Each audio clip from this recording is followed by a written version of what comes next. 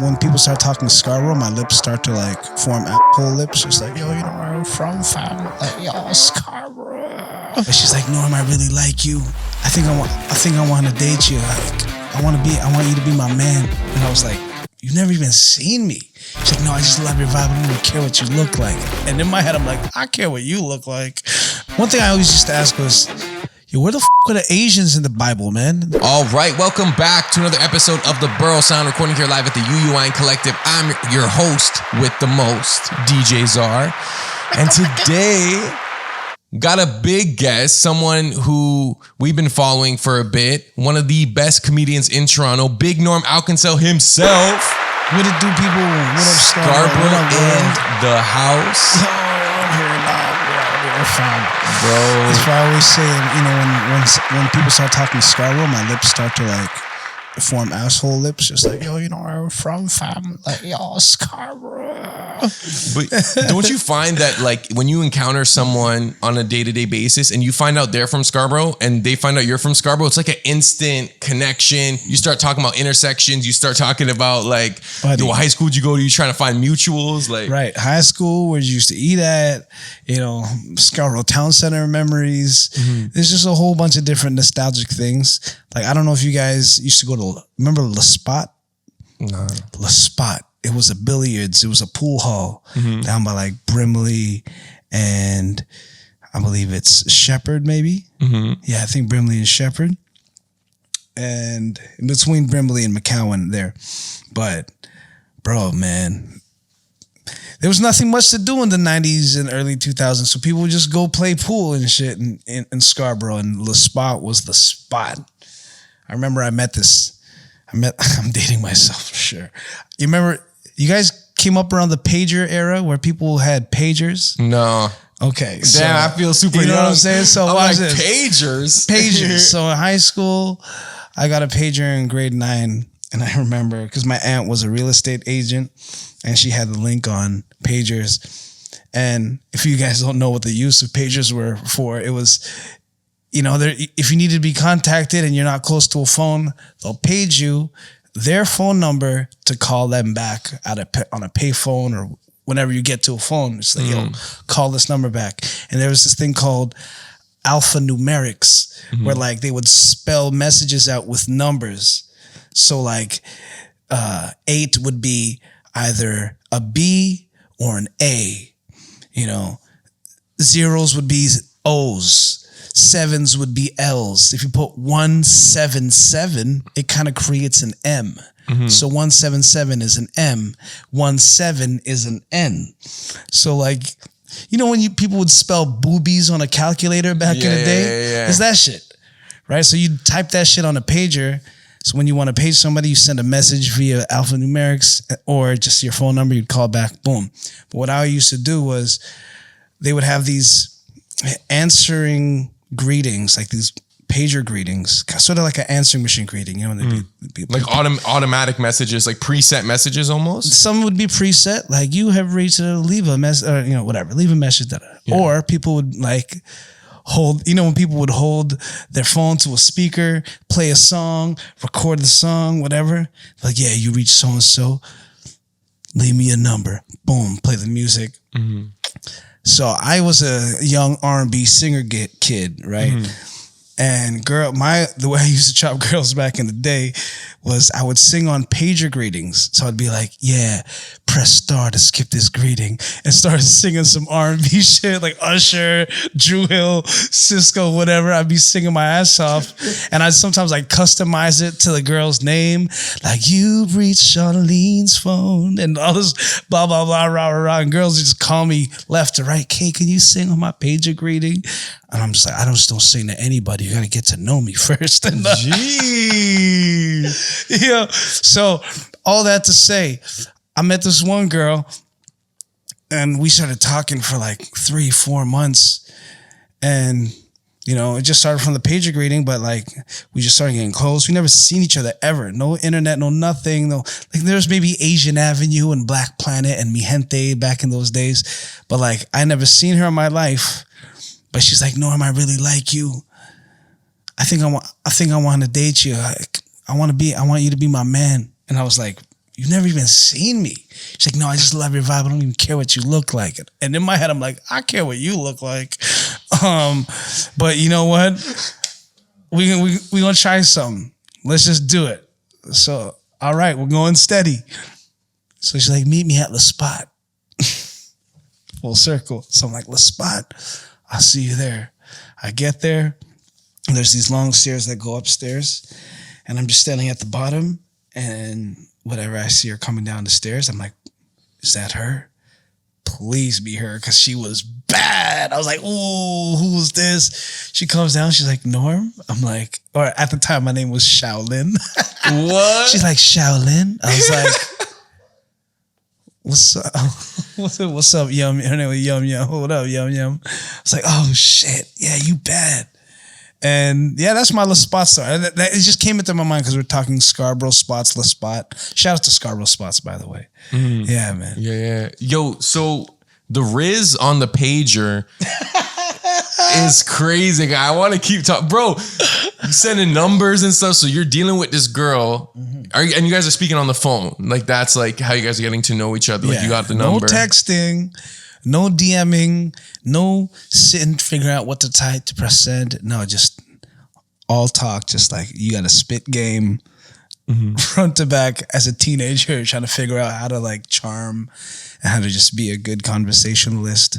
So are you sending her those like the numbered word messages on your pager like throughout the day? Yeah, you'd be like 143, just I love you, you know. Holy. The Filipino shit was 5-4 because that spells mahal kita, which means I love you. So you'd say 5-4, 143. You know, I'm feeling like if you want, if you want to, get real cryptic, like I know people that would create their own. It's almost like when people create like a WTF, or what the fuck, or a LMFAO. Like acronyms, right? They would do that with numbers, like, so, I don't know, let's come up with one like Wagwan, all right? Let's say they have 2 words. It would be like 3 for the WAH, and Guan would be 4, GWAN. So that would be like 3-4. Oh, okay. But would you have to discuss with them prior? Yeah, you wouldn't know unless you and that person like have that, you know? So what? So if you're on the phone, you're gonna be like, "Yo, if I paid you 3-4, it means this." Like, oh my, yo, that is. We have it too easy, bro. That's crazy. There was a lot of different things that people did to get clever with the pagers, because also like pagers also were for dealers and anybody that was jugging, you know what I mean? So you obviously had to get cryptic with like the shit the messages you're sending. But yeah, man, pager Rizz was a thing, bro. Pager Rizz. There used to be this, I forgot, I think it was like 410 word. You'd call 416, 410 word. And there was this like answering service where it'd be like, press 1 to leave an R&B song message for our listeners. Press 2 to hear the current singing, blah, blah, blah. And people would like sing and leave messages. And then like you can call in and just like press each number and then listen to the person singing. And then people would like rate. And this is all things that happen like online. It's just all happening over the phone, over like some answering service. It was really interesting it was a real interesting time now that I think back on it. I feel like it'd be such a good time to grow up in compared to, because at least now like you had that experience, then you have the new experience that we all came up on, but then you also have the old stuff that's probably like super nostalgic and like it seemed normal to you guys at the time, but for us hearing it, I'm like, yo, you're just sending like 2 numbers and like she knows what it means. Like that's crazy. Yeah, like when you send 4-4. What's that mean? Let's fuck. Oh! What would the response like? Okay, so say you send 4-4, baby, and then what do they say? Like, what would be yes and what would be no? Like in the number, like, yes, I guess yes would be 4-3-5. Because 4 is a Y, 3 is an E, 5 is an S. Yeah. No would be 170. Because 17 is an N and a 0 would be You know, maybe the legacy of that, because when I started early on MSN, people would combine numbers and letters to spell words. Like they would replace like E with 3. Yeah. So maybe that was the legacy of pager. Yeah. Those are the leftover remnants of pager numerics. That's crazy. Yeah, man. I feel like we should bring it back. Like I feel like a girl would appreciate like the cryptic, mysterious nature of you just being like, 4-4. Like, like sometimes less is more, bro. Like now we're talking, we're like, hey, like, what are you doing later? It's just like 3-2. Like, nah, they're gonna start using that shit for bad, man. That's their way of like sneaking around, their shorties and just be like, no, we're just texting numbers, babe. Like, why do you text this girl 4-4? What does that even mean? Like, 44. What do you? It's a number. That's the lottery numbers. Lottery numbers, babe. Yo, so you grew up in Scarborough, Markham and Eglinton, and then you went to RH King. That's right. So you're talking late 90s, early 2000s, right? Yeah. So what was RH King like during the late 90s, early 2000s? When I went to RH King at the time, I remember when my sister went there, people were lining up to try and get into that school. Something about it being an academy, RH King Academy. It was still just a public school, but it had a name. It had academy in the name. And it was I think it was the only public school, high school with a uniform. Yeah, normally that's just a Catholic school thing, right? Yeah. So I think some other schools followed suit years after, but we were the first. And part of me wanting to go there is because like I didn't want to have to like keep up with drip. I'm like, no, I don't want to buy clothes and have to keep up with clothes over a whole school year. Just wear a uniform, It's so easy. And then when they have the civvies days or like the non-uniform days, that you stunt. I remember one day I came to school with like red suede hush puppies, these torn up jeans and a Le Chateau shiny shirt with some silver and red dragons on it, trying to be like the Filipino Cisco. Bro, I was up in school like, I felt drippy, man. And like you got to stunt on the non-uniform days because, you had all like 2-3 months to prepare, you know what I mean? While everybody's trying to keep up on a daily basis. People get made fun of for wearing the same clothes all the time. I can't imagine how it is now. Yo, just kids getting made fun of. Like, I didn't have the understanding of all the sneaker game that kids have nowadays. My nephew's 8 and he could tell me like, he's got these new Jordan 1 Miles Morales Enter the Spider-Verse edition, rah. And I'm like, how much are these worth? My sis signed up for one of those raffles, got it, paid an arm and a leg for it. I looked online, like the day they dropped, like doubled. And I'm just like, and now you're just rocking them running around in school, just scuffing them up. I'm like, But yeah, and he knows his shit, man. So what were the demographics? What were the demographics like at RH King at the time? Because for like coming from a Catholic school background, like I always felt like, most of the Filipinos ended up in the Catholic schools. Yeah, I know you didn't grow up Catholic, but at RH King, like, was it like very mixed? Was it like predominantly one group of peoples like during your time there? I was one of maybe like 7 Filipinos in the school because all the Filipinos went to Cardinal Newman down the street, right? So I just remember it was myself, my sister, my 3 cousins, and then like 3 or 4 other Filipinos.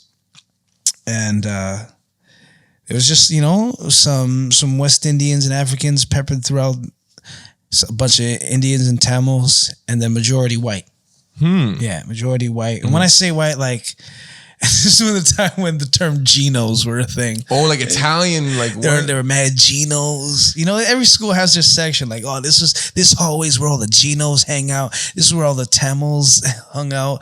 This is where all the Asians hung out. This is where the mixed kids were, like all the kids that just didn't care. It was just a bag of mixed nuts. Pause. Right, and then the smokers corner kids that would just sit and smoke. It wasn't like certain schools, like let's say a Pope John Paul was like mad Filipinos, mad black people, mad Indians and West Indians, and then peppered some white people in there. But my school had their fair share of white people because, it was right by the bluffs, right by the water.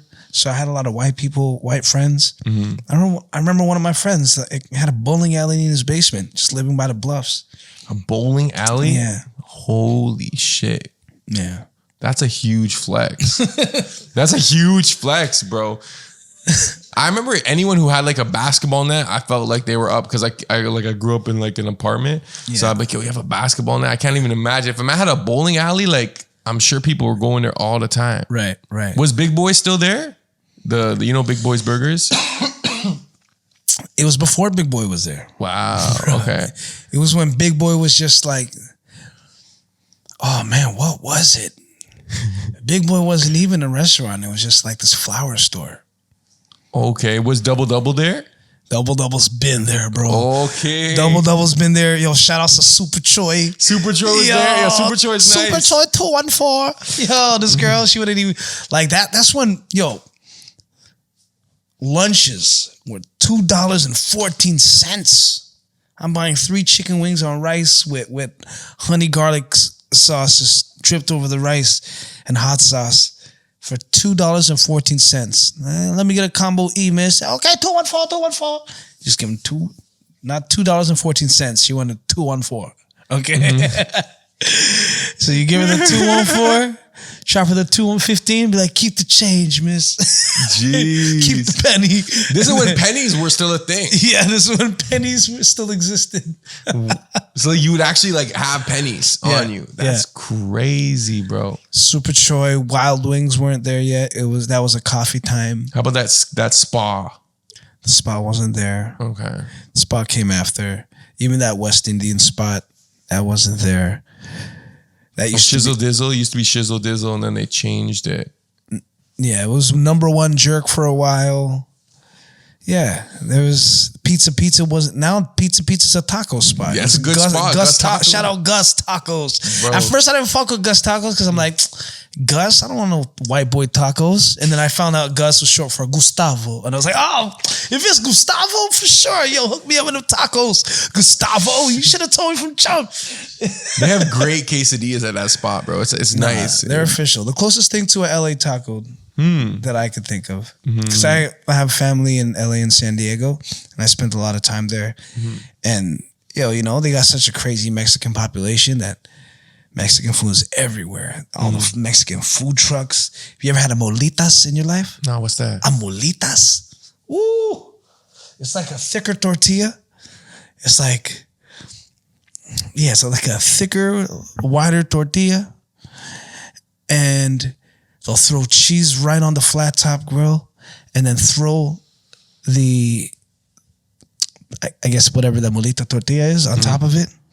Melt the cheese and then flip it on its back, kind of crisp up that thicker tortilla, 2 of them, and then throw whatever meat's in the middle with the cilantro, the onion, and then smack the other top. So it's like more of a crispy, smaller quesadilla almost.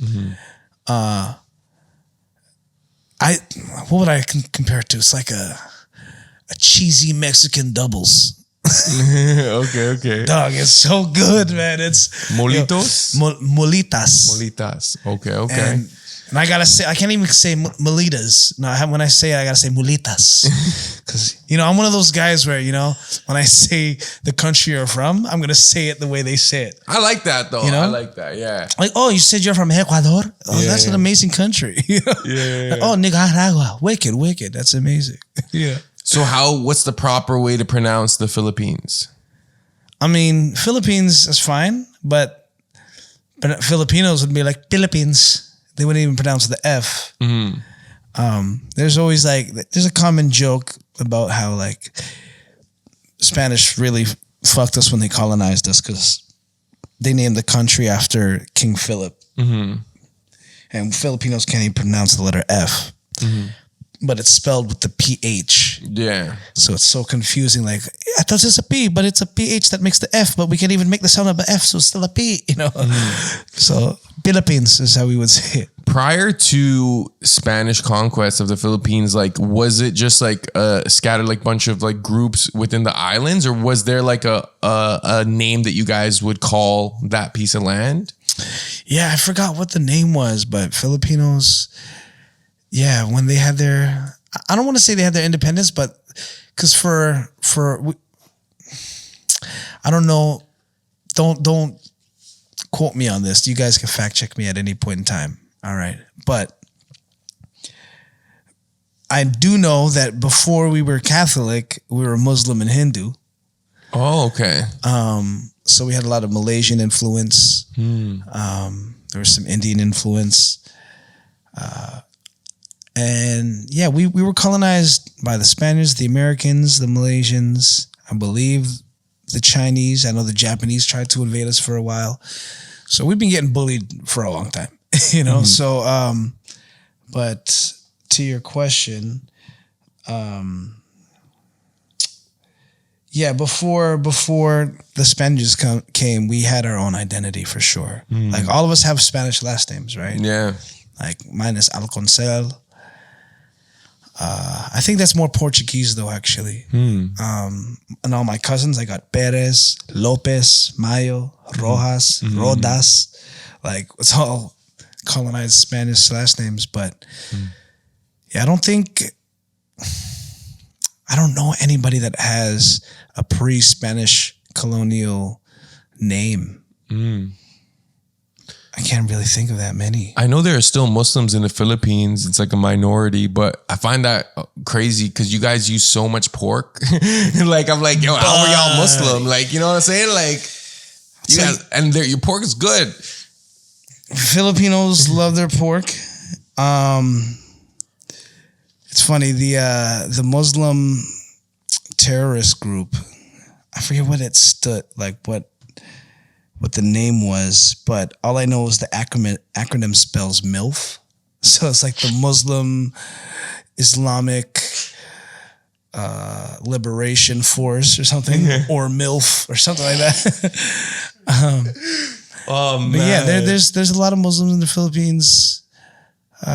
Mostly Catholic. We love our pork adobo, lechon, lumpia Shanghai.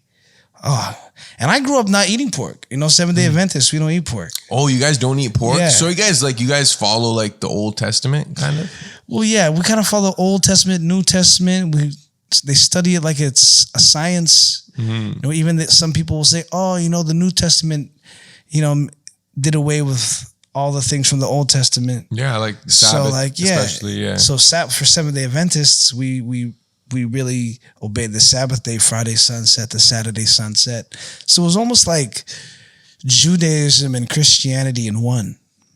Damn, it's like double the rules almost. Yeah. So I didn't go out on Friday nights. Like I'd always get in trouble when I was at STC in the rec room with all the B-boys and B-girls on the Friday nights.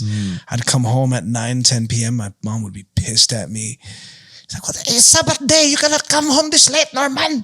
I'm just like, Mom, but I'm just trying to get down.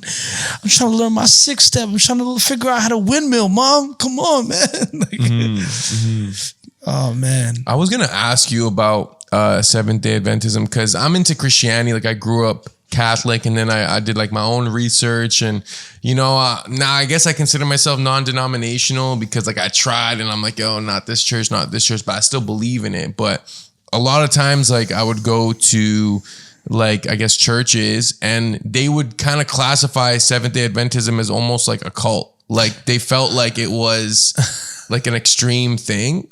Was there like cultish elements to it? I will say there were moments when we would be reading text in the sanctuary and somebody on the stage would read the light text and then everybody in the congregation would read the bold text. And everybody's reading mad monotone. So I'd be sitting there just saying like, yo, this is so weird, because everyone's like, and the Lord is thy shepherd that I shall not want. And they're all like reading this in unison in that monotone, robotic sounding tone. And it just sounds very cultish. It sounds like, yo, they almost sound like they're brainwashed. Like, we will drink the punch, give us the Kool-Aid. I'm like, and you know, I don't want to shit on it, because I know good people from the church that like live a good life. They've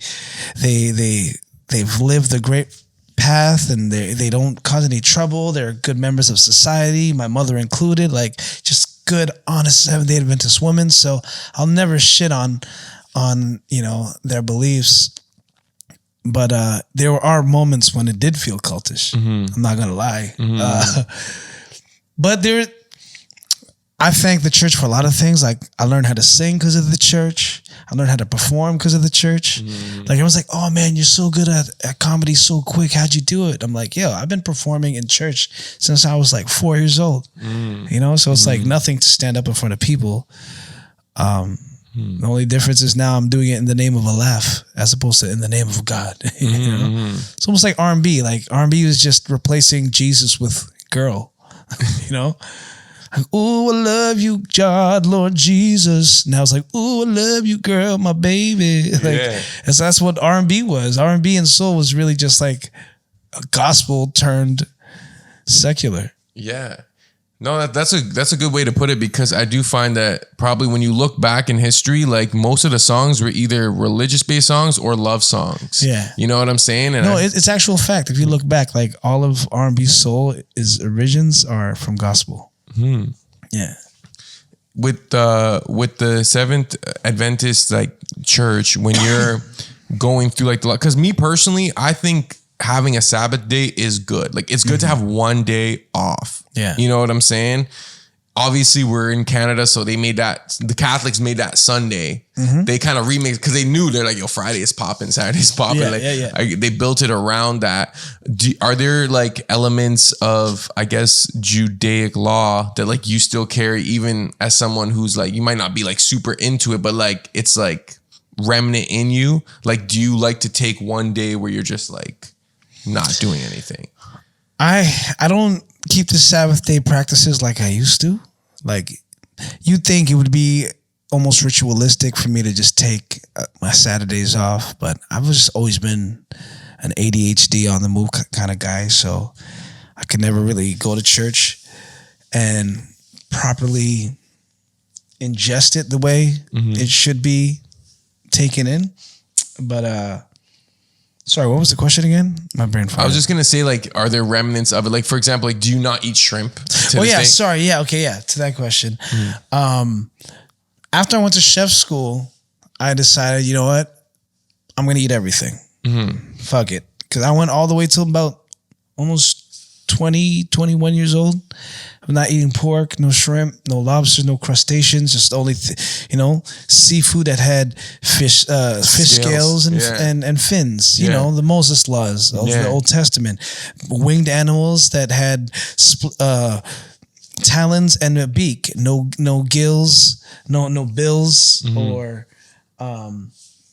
webbed feet. You know, land animals that had split hooves and chewed the cud, you know, so that was cows and lambs were fine, and goats, but you couldn't eat pork because they didn't chew the cud, even though they had split hooves. Even certain insects you're allowed to eat. They say, like, you know, so I used to keep them until I went to chef school, and I just started eating everything. Until this day, I still, I love bacon. I'll still eat Filipino pork, but there's certain things like I just started to enjoy lobster over the past 4 or 5 years. I'm not a heavy seafood guy. I don't like squid. I don't, I don't, when people go crazy over lobster bisque, I'm like, all right. But I had lobster in Jamaica. Ooh, fresh out the sea, took water from the sea, boiled it down in that water from the sea, so it had the salt already salting up the freaking the lobster. They pulled it out, made a grill. They just brought a grill top with them, made put these 4 rocks on the side, put it down, built the fucking fire off just random wood they found on the side of the beach. It was this cat beach. They called it Cat Beach or something like this, where they sent all the wild cats that are just walking around. And we went there and there's all these cats everywhere. This guy picked fresh cilantro, fresh everything from the ground, made lobster. And all we had was toast and butter. And it was just grilled lobster, toast, and butter with all the land's herbs. I was like, okay, no, this is how you eat. Yeah. You know? And this, in those moments, I'm like, it makes me question religion, but it's like, if there was a whole a whole population of people that have never been introduced to God, Jesus, the Bible, you know, and they live their life eating lobster because in that fashion, because it's there, it's great, it's tasty, why not? And then all of a sudden these conquistadors come through and they're like, hey, with their priests, and they say, hey, that is deemed unclean in the eyes of our God. Your God doesn't matter. You're not supposed to eat that. And like, we've been eating this for generations, but now it's deemed unclean, or you're not going to heaven. And sometimes it used to make me question the church, because I was like, how can that person be a bad person when they never even knew? Like, and eons of generations lived without knowing. So how are they going to be condemned in the day of judgment when they never even had the opportunity to meet God through priests and all these people that would travel through colonization, right? I'm like, what about those? I used to ask my pastor all the time, what about those dudes in the Amazon that don't know who Jesus is or God is, and they die without ever meeting and understanding and knowing what the truth is? How will they be judged in the eyes of God? Will they still get to go to heaven? That's valid, yeah. Right? And if they do, that some pastors are like, well, if they didn't know, they'll be judged according to what they actually knew. So if they didn't know, they'll probably go into heaven. I'm like, so then you're telling me it's better to not know then? You know, I would rather not know nothing, so I'm not like heavily judged. Heavily judged based off, because like they say the unpardonable sin is committing sin that you knew was already a sin, but you still went on and did it. Yeah. Right? When you're committing sin knowing it's still already a sin, it's just like, then that's when I came to a point in my life where I'm like, I don't want to know anymore. Yeah. I don't want to know the truth. Otherwise, the more I know, the more what's the word? The more I'm going to be held accountable. Exactly. They're like, you knew, Norm. Like, there was this parable that my mother would always tell me, like, you have to spread the word of the gospel, Norm, because, you know, if I told you, don't put your hand on this hot stove or you'll burn your hands. And then I ask you, hey, can you tell your little brother not to put his hand on the hot stove or he'll burn his hand? And then you don't tell your little brother, and he puts his hand on the hot stove, he's going to get burned, but who's going to get in trouble? You, for not telling him. So both of you are now scarred as a result, you know. And I'm just like, oh, that stuck with me for life. But then it led me on this path of like being driven by guilt. Yeah. No, I feel that, bro. And even for me, like when I was getting into Christianity, eventually it escalated to the point where I'm like, now I'm looking into like the Israelite stuff, you know what I'm saying? And like, I'm not black, you know? So I'm like, okay, like how can I navigate this? Like, it's either I'm going to be like a slave in the kingdom, which is like, you know, am I an Edomite? I'm like asking myself things, and I'm like, fuck, like mixed fabrics. Like, can I not mix fabrics now? Like, you know, I'm like, exactly. Or am I going to be a slave? And then, you know, but then according to them, it's like, if you're a non-Israelite, it doesn't matter what you do, because like, you're going to end up being a slave during the kingdom. So it's like, you might as well just have your fun now. Yeah. But I'm like, yo, I still believe in God. And like, I do believe that like, there's this Israelite population that God chose, like, you know, because the whole Bible is pretty much around the Israelites. It's between God and the Israelites. And then New Testament comes and brings in the Gentiles, but then they'll be like, oh, those were the Gentiles. Those were Israelites that were living Gentile lives. You know what I'm saying? And I feel like there's a parallel between Seventh-day Adventism and the Israelite movement. For sure. Yeah. One thing I always used to ask was, yo, where the fuck are the Asians in the Bible, man? There's so many of us. Moab, that's what they would say. Moabs were the Asians? The Moabites, that's what they would say. Okay. You know, did they speak of the Mongols in the Bible? I don't know. Genghis Khan and them. Yeah. I mean, I believe, you know, in Moses and the burning bush. Yo, some people really think it's like a weed thing. Other people think there's like shrooms in the Bible. Like a lot of it's like symbolic for the experience you get when you're on shrooms. Like even the whole Jesus story is like a parable for shrooms. There's a lot of different ways you could take it. Pause. We are getting super, super religious. So I'm gonna switch a little gear to your stand-up comedy career, because I see you as an OG in the space. You said you've been doing it since 2012. Mm-hmm. So prior to that, so you're a chef, you're working in kitchens. And when did you start comedy? Like, what was that first episode of comedy for you? Was it just like an open mic? Was a friend doing it and you just like saw them one day?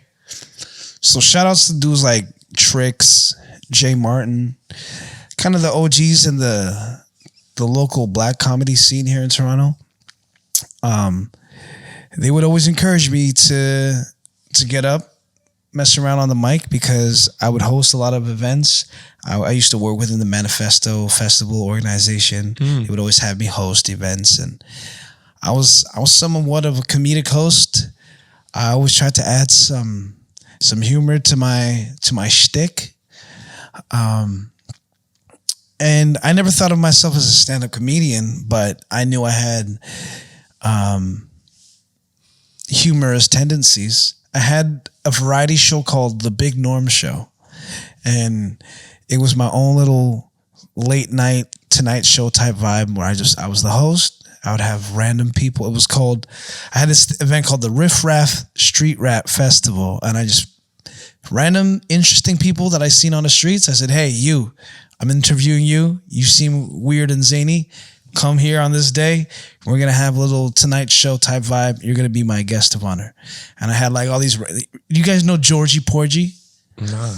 So he's this legendary like street hustler in downtown Toronto that used to sell CDs. Mm-hmm.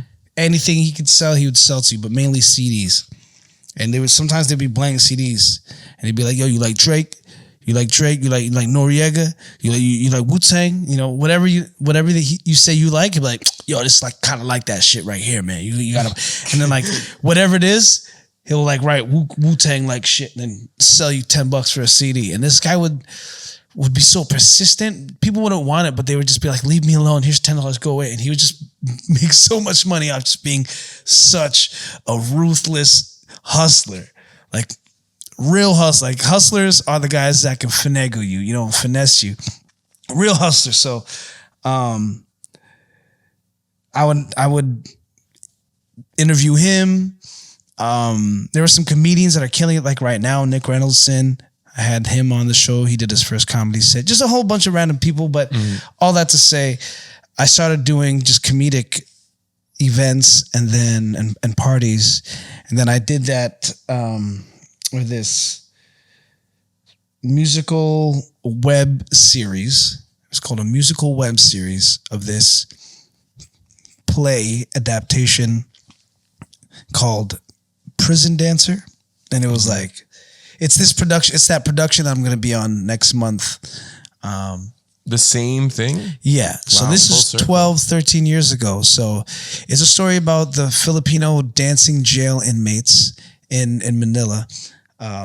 So all these inmates, basically, instead of doing jumping jacks and push-ups in the courtyard while the guards are watching, they all decided to like team up, and instead of doing all that, their workout was, we're going to do dance choreography. And they started doing like Thriller and like, and imagine like 300 prisoners in orange all doing Thriller in sync, still doing what they're supposed to be doing and staying fit and whatever. But it was like this new form of like rehabilitation. It's fun. You know, it's fun. But like there's all this debate where like these prisoners shouldn't be enjoying their lives in jail. They've committed all these things. Look at them dancing, having a good time. Yeah, you know, so they just created a storyline throughout that viral sensation and adapted it into a musical. And I played the jail meth dealer named Hookups. And there's this dude, Ron Jossel, one of the amazing Filipino comedian. He came out with Russell Peters, and he's just getting his just due now. He just went viral over the past year, and he's getting booked everywhere now. So I'm very proud of him. But he was like, "Yo, man, if you want to try comedy, I'll get you on a show." I was like, I don't know. You want to? Maybe I'll try it. He's like, you want to try it? I was like, I guess. Calls Yuck Yucks, and he's like, all right, you're on tomorrow. I'm like, the fuck, what? Like that? And then I went up just on a whim. I had this funny little spiel whenever I would go out to like bars and hang out with people, and I was just like, my views on. It's just an observation I had about like every race having their own head movements because we all speak a language, therefore we also speak our own body language. Yeah, and everybody just has their own head movement delivery. Yeah, Gabriel Iglesias kind of has a. That's the funniest thing. Like he has that about like Indians necks, and Mexicans. Yeah, right. Neck move. They all do something with their neck. Yeah. And when I saw that, I was so sad because that was my first joke. Right. And I came out with that in 2012, and he came out with that on a special like in 2016. Yeah. So I'm just like, do I got to retire this joke because it has similarities? Yeah. Even though I came up with it first. But no one's going to like believe you when you say that. However, it's like, I have the video on YouTube. Okay, it's my first shit, first set ever. Look, boom. That's sick.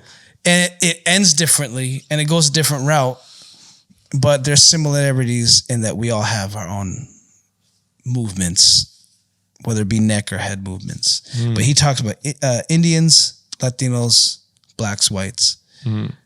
I go Indians, Chinese, Japanese, Filipino, Mexican, white, black, Michael Jackson. Yeah. So you went up there with this one spiel. You didn't have a bunch of jokes written down. It was kind of like this one go-to set almost. And then what? You just started flowing after that? Yeah. So the premise was we all do the same shit. We just do it slightly differently. So we all have a bobblehead. We just do it differently. So I started thinking, okay, what other things do we all do but do differently? We all have sex. We do that differently. We eat things differently. And I just made a whole list of different things until I formulated the best options. And I only knew that because when I'd go up, I get more reaction to one style of the joke than the other. And I developed a really strong 15 minutes out the gate that like catapulted me right to levels I shouldn't have been on at the time that early in my career. So I'm doing like these big theaters with the Trixes and the Jay Martins and the John Pauls. Off your first ever my first set. 15. Wow. And everyone always says it takes a year to get your first 10 minutes. And in my first year, I already had that strong 15, which pretty much took my whole life to build. You know what I mean?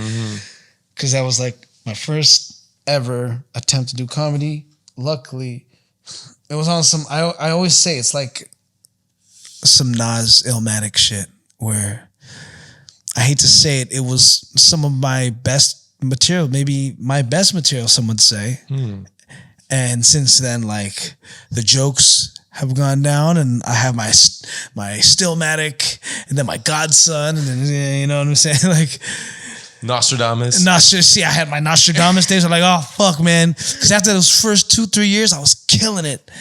And then now everyone's like, okay, we heard all that. Now where's your next 15, 20? And I was like, it's not as strong, but I got, They're like, we want Illmatic again. You're like, I don't know if I can ever give you an Illmatic because it's a very, like you said, it took your whole life to build that one thing. I think Jay-Z even said it takes your whole life to have make your first album and then you just gotta do it after. Yeah. So eventually got to a point where like I was going through imposter syndrome. Like, am I a good comic or did I just have that first good run, that hit single. You know what I'm saying? Yeah. Was this my Mo Bamba? You know what I mean? Am I a one-hit wonder? Am I a one-hit wonder? But nah, man. I know I got like the singing in my bag. I didn't even realize I was an impressionist until people were like, no, you do the illest impressions. So I'm like, I guess I got that in my bag. And, you know, just a very, what's the word?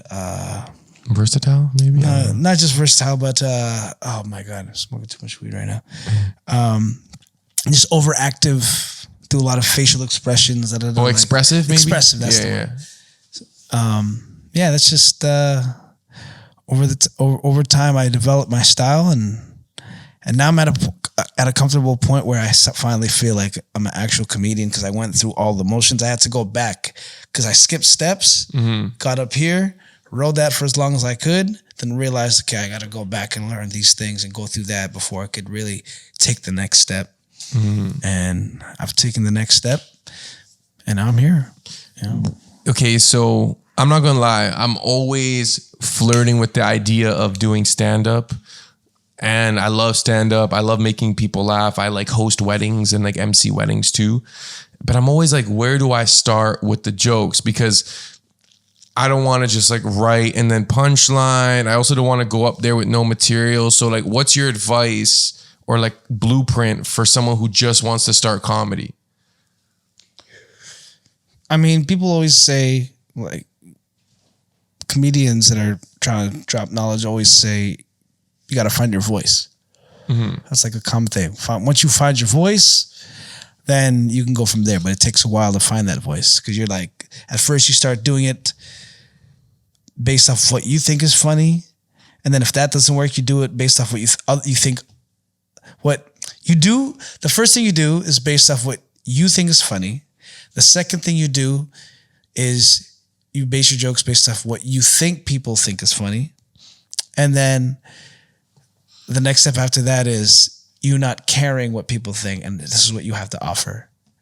It's like, this is my style. It's like a chef. Like, yeah, you could eat this, you could eat that. This is not your palate, but I'm going to create a culinary experience and explain to you why this is, and hopefully you'll enjoy it as a result of understanding why this was intended to be that way, even though you like it this way or that way. But like, no, let me teach you why sushi should be eaten this way, so you could properly understand it. I used to hate sushi until someone told me like the nuances of the fresh fish and I was like, oh, this is kind of genius. I get it now. So it allowed me to experience it and understand it the way it was supposed to be understood. So I enjoyed it the way it could be enjoyed.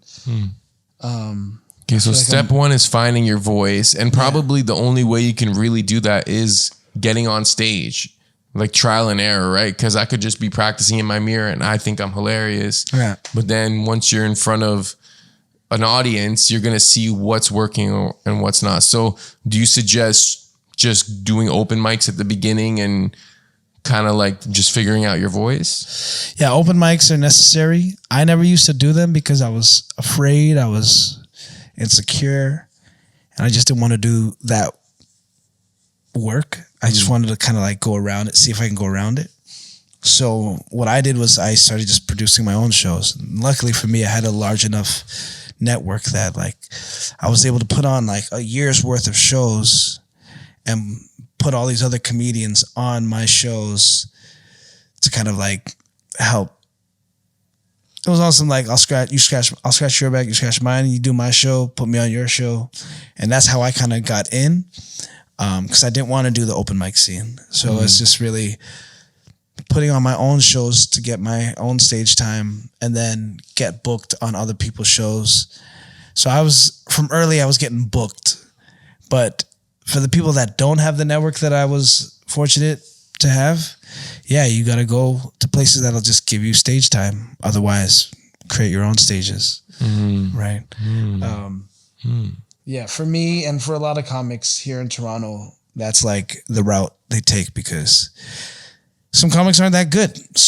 Or a lot of producers will pick the comics that they like and they think they're good. So like, if they don't think you're good enough, then tough luck. Either get better or make your own show. You know? Okay. So stage time, and then based on that, you're either going to go the route of hosting your own shows or doing the more, I guess, like mainstream, like comedy clubs, like a Yuck Yucks or something. Well, you can't even get onto those things. Like you can go on the amateur nights on Yuck Yuck. Every big club has an amateur night. Yuck Yucks, Absolute. I think Jokers in Richmond Hill has one. The Corner has their open mics on the last Tuesdays of every month. There's like a room every night. There's at least 2 rooms a night in Toronto that you could find open mics. So like, there's no excuse.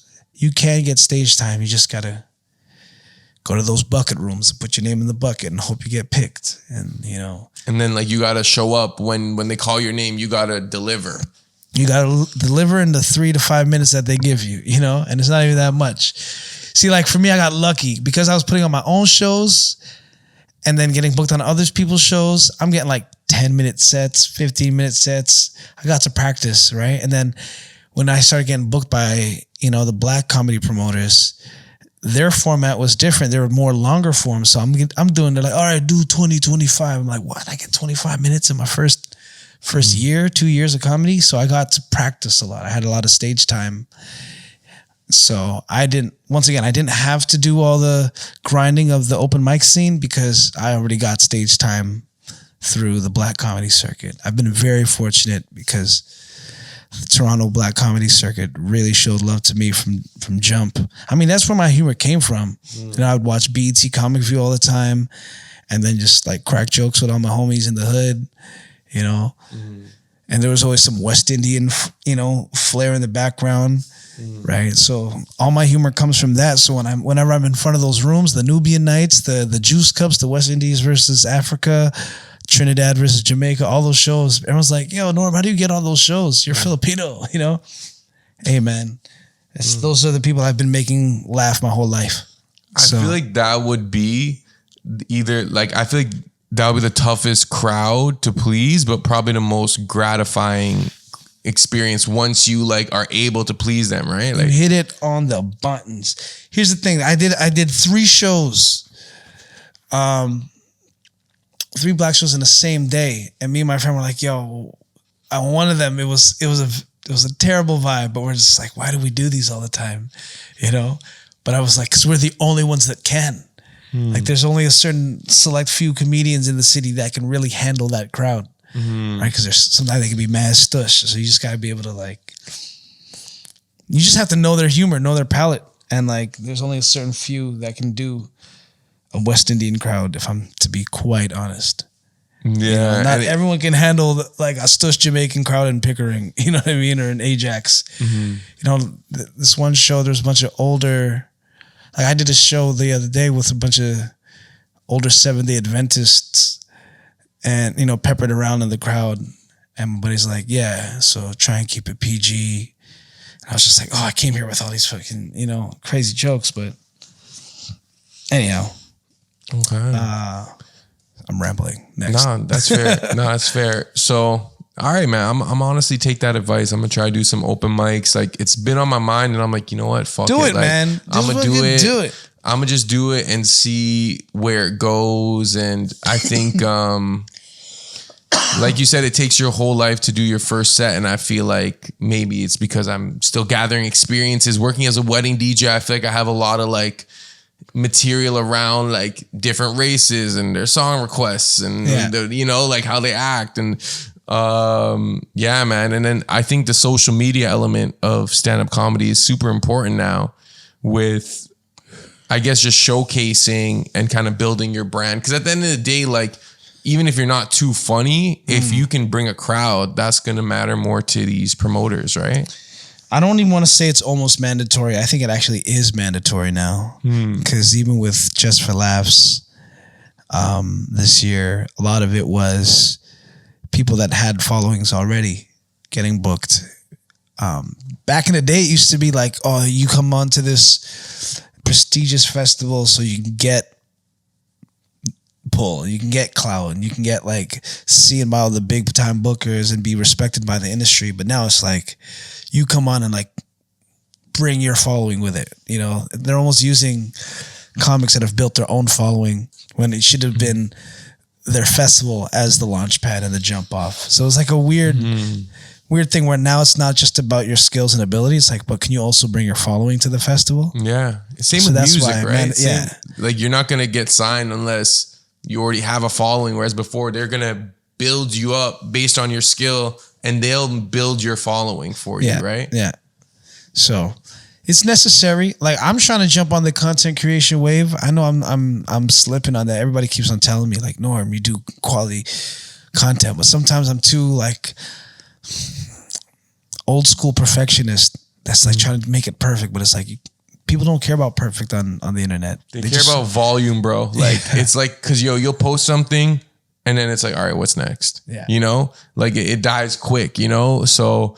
Yeah, we can definitely, man, I do like video production and so does Was and like audio stuff. So if you ever need like camera, I got stuff, ideas for days. It's just the matter of executing. Somebody was shitting on me the other day. Like they're like, Norm, you could be the fucking Filipino Jamie Foxx. Out of here, bro. You're too fucking Scarborough lazy sometimes, bro. I was like, yo, shut up, man. Don't blame Scarborough. Man, Jamie Foxx is so underrated just as an overall star. Like as a dramatic actor, comedian, and artist. Like and even, musician, bro. Yeah. Like the man can really, really play the piano. The man is a real like I think he went to school and got his master's in music. Wow. What's your favorite Jamie Foxx movie? Man. Booty call. I would say Ray is up there. Ray is crazy. Cause I like comedy Ray or comedy Jaimie, but like dramatic Jaimie is next level. So I would say if it's dramatic Jaimie, it would be maybe Ray, and he was half comedy, half dramatic in Any Given Sunday. But yeah, I would have to just say Ray and motherfucking Booty Call. Okay, fair. No, fair. Jamie Foxx he's probably has the widest range of talent, I think, ever. You know what I'm saying? Yeah. Even though he was like a secondary character in Horrible Bosses, like was a motherfucker Jones. Yeah, you know, like he was really good in that. Like I feel like I'll sound racist if I say Django, but like I think he killed it in Django. You know what I'm saying? Like he was amazing, and like, but is it bad that I'm saying it's amazing because it is like a movie? No, about own that slavery shit, bro. Own that shit. Django was amazing, bro. Django was a good movie, bro. It's not like you're saying, yo, Leonardo DiCaprio killed it. You know, no, you're saying Jamie Foxx did. Okay, but if you're like, Leo, no, I loved Leo. Well, I actually did love Leo. Leo killed it too. Like it's kind of fucked, you know. Like, but what I Jonah Hill was in that movie. Like they had actually a crazy lineup in that movie. You hear how Leonardo was so uncomfortable with saying the N-word? Yeah. And Jaimie and Samuel were like, motherfucker, like, say it. Say it. Or it's like, you're playing a fucking slave owner, man. Yeah. Fuck all that shit. And like, I guess the next day he came on the set cold, like looking at them like you ain't shit. Like he really had to do method acting. Yeah, he didn't even talk to them. Yeah. And then like he owned that fucking N-word, bro. He felt like he owned those like the slaves he owned too. You know what I mean? He owned that N-word and he killed that fucking scene or that role. Mm-hmm. A lot of people are like, nah, we don't fuck with it, but nah, man. Quinn, was it Tarantino? That's the director of that movie. So he was saying, he's like, there's no way like we use the N-word more than it was actually used in that historical time. Like even the way he portrayed it was probably not as gruesome as the real realities of that era. Of course. Mm-hmm. There's no way you could truly depict what it actually was. Otherwise people would be horrified. You had this thing that you said on Seeking Success, shout out them, where you were saying that like pretty much oppressors like lack rhythm. You know what I'm saying? Like if you're from an oppressed group, you're gonna have rhythm, but if you're from the oppressor side, like you don't got rhythm. It's such a stupid theory. You know, I get high. But I don't think it's wrong because I've witnessed it. I bring it up because like it could be a valid point, but obviously there's no factual, evidence to it. But it's just like, oh, funny thought, right? And those are another one of those clips that went viral that people are like, fuck you. Like white people were up in arms. Like, you say white people can't dance? Do you not know who Justin Timberlake is? I was just thinking about body Justin Timberlake. I'm like, he might, but that's the thing. He was an anomaly. You know what I'm saying? Like, he was an anomaly. Some people are like Vanilla Ice used to get down in the heyday. And I'm like, listen, man, this is obviously generalized. You know, I even had a disclaimer and people are like, fuck your disclaimer. We don't believe you. Too late. You're just trying to deal with damage control. But yo, man, it's a joke, really and truly. The theory is, if you've done some fucked up shit in the past, you're probably not good. Your karma is gonna be you can't dance or you can't sing or you're gonna lose one natural gifted talent that people are normally offered, as a human, right? And if you were oppressed, as a result of being oppressed, you'll be gifted the talents as a result of being oppressed. It's as simple as that. And as a result of Filipinos being colonized 4 different times, everyone's like, yo, how come Filipinos can sing and dance so well? I'm like, hey, man, 4 colonizers, man. Life owes us, right? We're already short, all right? Come on. Let us have our big voices, okay? Like, yes. You ever see Filipinos just casually singing karaoke on a Monday? Just rocking the fucking mic? Singing like a dude with a missing tooth, just casually singing Whitney Houston covers, a male hitting the high notes. It's crazy. But all that to say, Filipinos, man. Like, say if you're Filipino, like if you're a dude and you're sick at karaoke, like is that like almost Rizz in a sense? Like girls will be like, oh, he's so good. Like, bro, I remember I went to the Philippines. And I was hanging out with these like corrupt politicians because most politicians in the Philippines are corrupt already. And these guys had like bulletproof cars and shit. And they're just like all trying to flex on me. They're like, oh, there's a comedian. He's the next Joe Coy. Hey, come have a drink. Come on, sing karaoke with us. And there's all these girls walking around like, hey, come on, sit on his lap. Just pulling girls to sit on my lap. I'm like, yeah, it's all good, man. You don't need to do all this. Like, no, come on. And the girl sitting on my lap is like, can you sing? And I was like, you don't know me. Like, don't even stop this. Like, I don't even have to prove nothing, but you don't know me. I'm R&B Norm. I'm just Shaolin here. You know what I'm saying?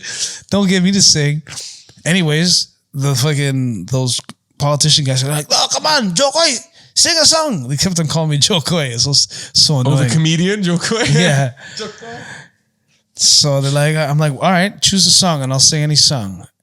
And the girl's like, Brian McKnight, One Last Cry. I'm like, boom, kill it. The ladies all in the room just stopped what they were doing and just fucking, just super attentive. And I was like, man, karaoke is a real culture out here in the Philippines. You could Rizz the fuck out of people if you could sing on the microphone. Magic Mike is not a stripper out there. It's a fucking microphone that people sing karaoke into. And once you got that skills, once you hit that 99% and up on the rating, yo, what's your Instagram handle? Like, hey, chill. You asked for it. So it does give you sauce over there. Oh, hell yeah, bro. If you can sing or dance, Filipinos eat that shit up. You know what's another thing Filipinos are really good at is pool, like billiards. Yes. Like some of the best pool players are Filipino. Yeah. Is that also like a big culture there too? It's a cultural pastime out there. It's like a national pastime. Everybody does it. They even have like an air hockey version of it where if they don't have the balls, because sometimes it's too expensive, they'll just use like little pucks. And they'll use like the white, they'll have all the different colors with the numbers and they'll just use the pucks. So like, I guess it's from practicing with 2 different, objects, whether it be the disc or puck or the 8-ball or the white balls. Yeah, man. I guess that's what helped develop their skills. Because we have world-renowned billiard players. Yeah. Everyone's like, I forget their names, but I think the Michael Jordan of billiards is from the Philippines.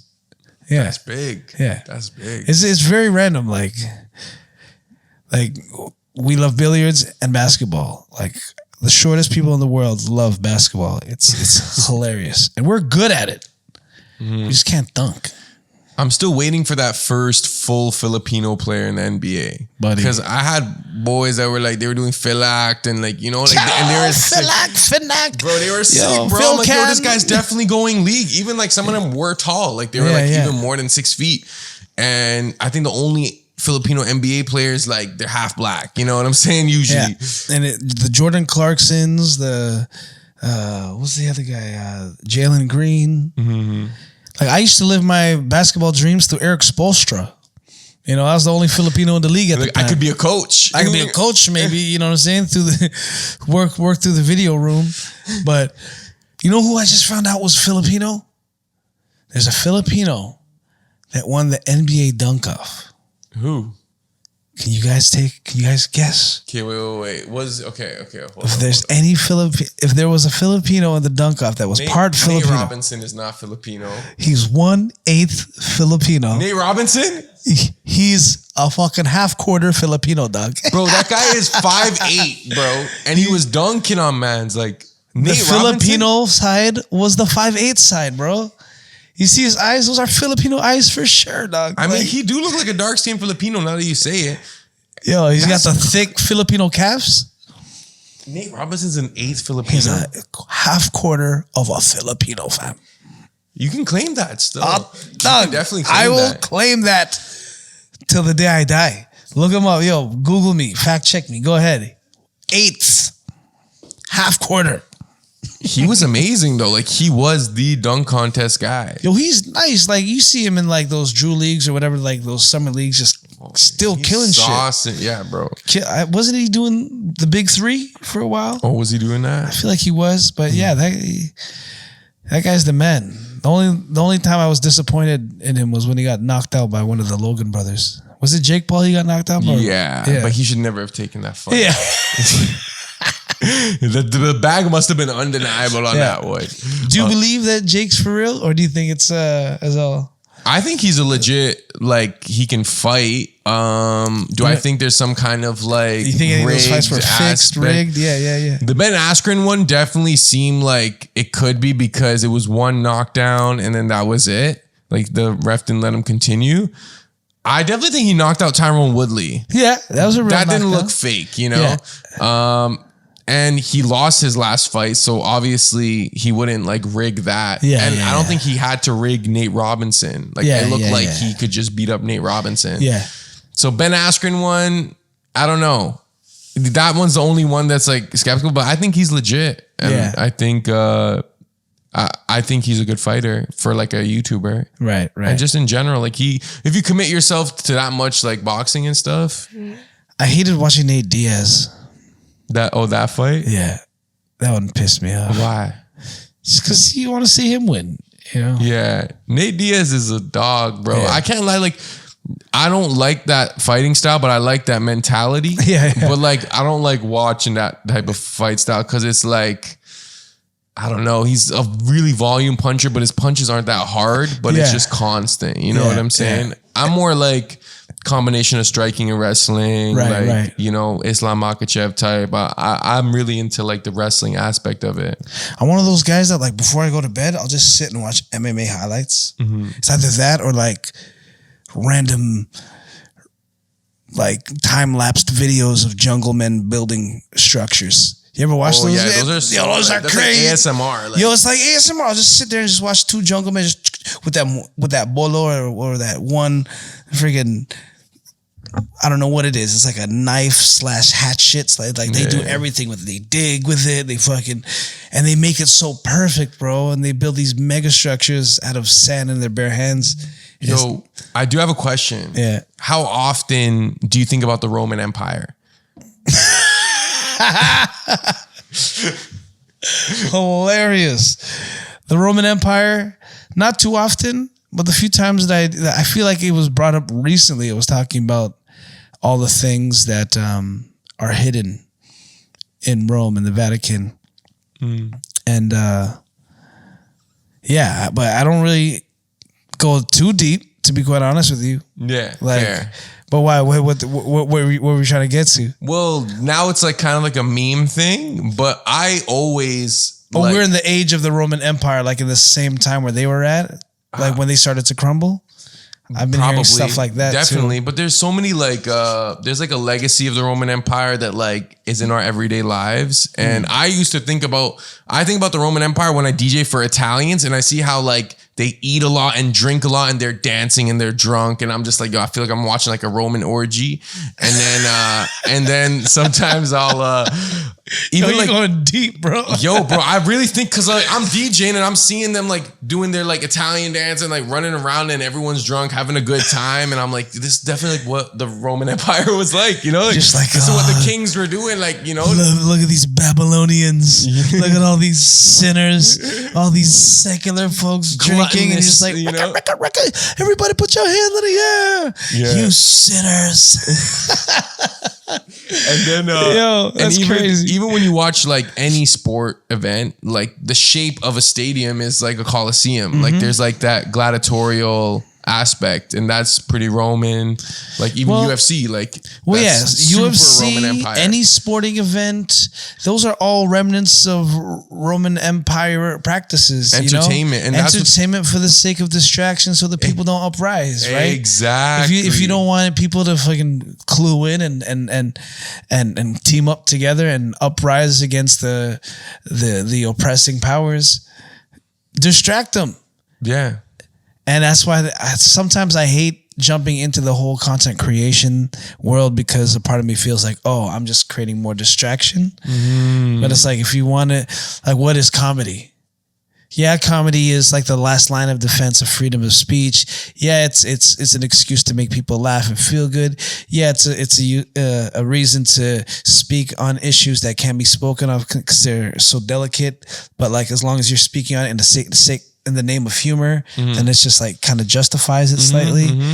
But like, it's entertainment at the end of the day. It's entertainment at the end of the day, and like, it's pulling as much as it is educational and helps bring light to certain issues that we all face, and real harsh issues that some people can't laugh at. It's still majority just whatever, you know? And in the grand scheme of things, it's entertainment, and it's pulling you away from certain things that we got to deal with. Yeah. And I sometimes do feel like I'm guilty of being a distraction. So I do feel the need to always have a message in my comedy as a result. That's important. But I will say stupid shit. But I always try to leave at least one gem. Because what am I doing it for, right? If I'm doing it just to make you laugh, cool. But sometimes I feel you need to have substance. But it's not always necessary. I don't always got to be team like preachy. Yeah. But at least leave them with something. Chapelle was really good at that, where it was He's like the best at that. Yeah, you know, there would always be something that you can take away from a Chapelle show that will maybe even impact your behavior in the future, you know? Yeah. And that's the type of comedy I like. Like, certain comedians, I feel like they're very likable or charming and they're funny, but like, it's the substance of their jokes is not something that's gonna resonate with you. Whereas like George Carlin, like we were talking about earlier, like he'll say stuff that will like maybe really affect how you see the world. Exactly. Right. And then you're not just a comedian, you're almost like a prophetic figure almost. Yeah, they're all necessary truths that like people don't know how to ingest until you present it in that manner, right? Exactly. And like my top 5, you know, off the top, you got George Carlin, Dave Chappelle, Patrice O'Neal. These are all outspoken guys that like, even Patrice O'Neal may say things that sound so wrong, but he's still getting his point across in a way where like, I get where you're coming from, but I don't agree with it, or like, that's kind of fucked up, but like, I still see where you're coming from. And then my last 2 are Jaimie Foxx and Tracy Morgan. And sometimes like people are like, what? Jaimie Foxx, Tracy Morgan? Jaimie, because he's just, you know, he can sing. And Tracy Morgan, because he was one of those guys that didn't really say, he wasn't leaving you with like gems that would make you think like, you know, how to change your life or the world or whatnot. He just says some stupid ass shit in the way that he says it. And that for me is like what balances me out as a comic, because I want to say stupid shit and say it in a stupid way, but I also want to provide some light. but also presents it in such a smooth, sometimes musical manner, like a Jamie Foxx. That's a great way to segue to my next question, because Hassan Minhaj, who's like a pretty famous comedian, he was recently outed for like fabricating some of his jokes. But now that you're saying you like to bring light to certain things, he would bring light to issues, but he would fabricate stories and lie about his own experiences in order to maybe highlight racial injustices or like, you know, kind of victimize himself. But how important is truth in comedy? I feel like he could have easily fixed that just by saying, I have a friend, and then explain the exact same shit. And just make up the same story, but just say about it's a friend. Yeah. But because he said it was him, it was just like, oh man, like, now you're like the boy who cried wolf now, you know? For the sake of a joke. Now, and it's also because who he is and the message he portrays and like, and the person that people see him as, I think that's what also affected him more. Yeah, he has that clean cut image where it's like he's very mainstream, but also very likable to like a wide range of people. Yeah, he's a very intelligent dude that tries to speak certain truths in such a comedic fashion that like people look to him for certain information, like a Jon Stewart or a Stephen Colbert, right? I mean, that's where he kind of came from, right? He came from, was it Stephen Colbert or was it Jon? It was Jon Stewart. Jon Stewart, yeah, right? Yeah, I think so. So like, for him to have these fabricated jokes did kind of like tarnish his image, but he'll be fine because he's just a good comedian in general. So like, unless he's just got to start making jokes about it. You know what I mean? He's got to own up to it and just start making fun of it. You wouldn't put Bill Burr in your like, is he in your top 10 maybe? Like, what do you think of like He's in that my top style? 20. Top 20. Louis C.K.? Louis C.K., all those guys. Like all the guys that I look at those guys like the Larry Birds and the Jason Kidds of the NBA greats. Like I respect them. They're up there, but I don't personally download them to listen to. Yeah. I never, you know, I fell asleep at a Louis C.K. show. You did? Yeah, but that's just me. I fall asleep at everything. Like once it gets dark and I'm sitting down for past an hour, I'm like, by that 60-minute mark, I'm already just, nothing can keep me up. Church, anything, school, whatever. But Louis C.K., Bill Burr, who else is like those, Seinfeld. I'm not into that I'm not into the Seinfeld humor, but I think his show was good, but like I don't think I could like sit through a set of like Seinfeld personally. Yeah. I like the Andrew Schultz's, Schultz is legend. The Santinos, who else is there? The Theo, I like Theo Von. Theo Von's hilarious. Anthony Jeselnik, Zach Galifianakis. Again, this new draft class of white comedians is better than like the old ones. Those guys are sick, man. But I also love the guys that do music with like Craig Robinson. When he does the music shit, he's fucking sick. Aries Spears, is he in your top 10? No, I don't. You don't like Aries Spears? I used to really like Aries Spears in the Mad TV days, but later on in life, I found him kind of like meh. Like his approach, because he's such a good impressionist, and like he's like good. You know, I just feel like he's still stuck in the 90s, early 2000s. Like, I don't know, man. Like stylistically, like his topics and stuff. Yeah, just like rappers that still rap on fucking boom 2000s Dr. Dre beats. You know, cool, right? Yeah. But it's just like, update yourself, download the new iOS upgrade. You know, like it's 2023. Like I came up doing like BET, Def Jam comedy style jokes, like black people do this, white people do that, Asian people do this, da, da, da.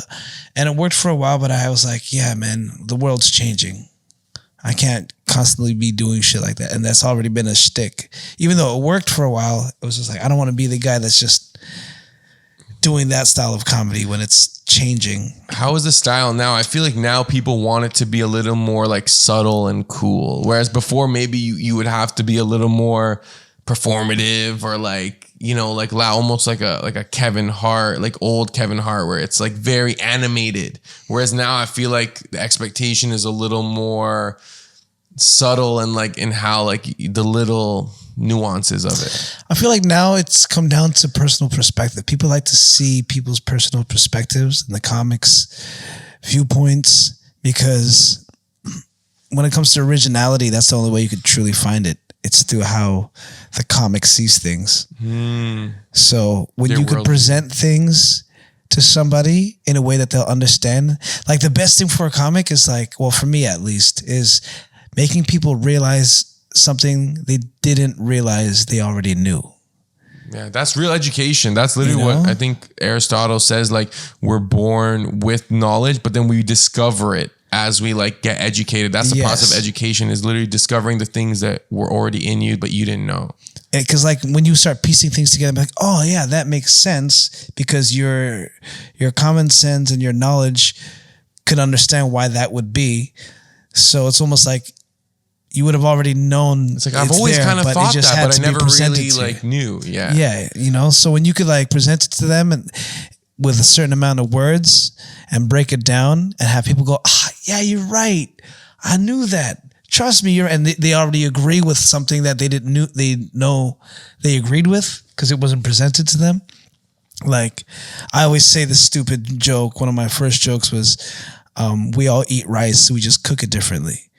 Filipinos, fried garlic rice. Japanese, sushi. Jamaicans, rice and peas.